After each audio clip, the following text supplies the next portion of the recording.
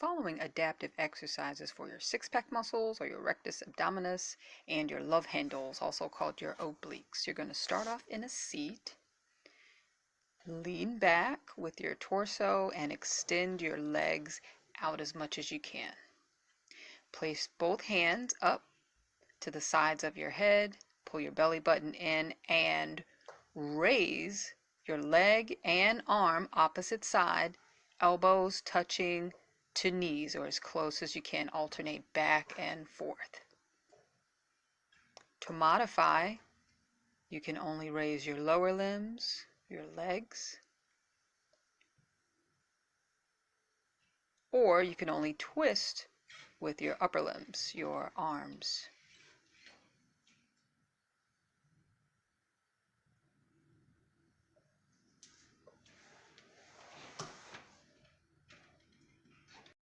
Thanks so much for watching. Please like, share, and subscribe for more adaptive exercises.